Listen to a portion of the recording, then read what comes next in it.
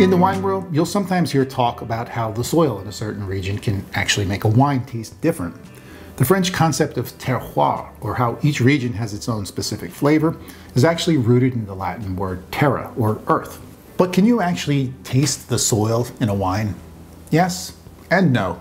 Grapevines already have all the genetic material that they need to create their own flavor compounds.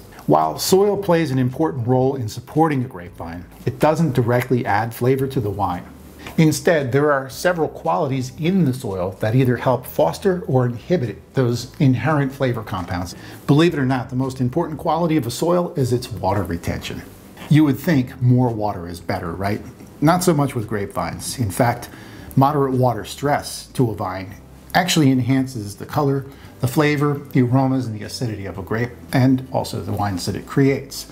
So the perfect type of soil is one that delivers just enough water to sustain moderate growth.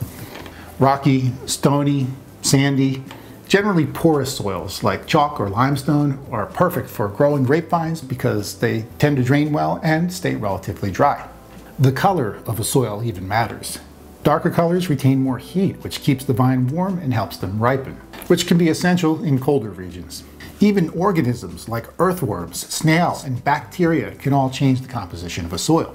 One of the other major qualities of a soil that affects a grapevine is its nutrient content. Nitrogen fosters leaf growth, which increases a chemical in the grapes called pyrazine. Too much and the grapes will taste vegetal and green. Potassium in a soil can boost sugar development, making a grape much higher in potential alcohol. And nutritional deficiencies can inhibit color and flavor development, so you end up with a slightly lighter, less intense wine. So to sum it up, all of the sensory compounds that we get from a grape and a wine are already in the berry. Nothing outside of the grape, including the soil, directly contributes to what we taste. Some of the more distinct differences that we tend to taste in a wine are actually more determined by things like the grape variety and the regional climate. So, while soil does matter, it doesn't contribute to the flavor of a wine as much as you may think. Thanks so much for drinking with me today. If you liked this video and you want more like this, be sure to subscribe to the WTSO YouTube channel. I'll see you real soon. Cheers.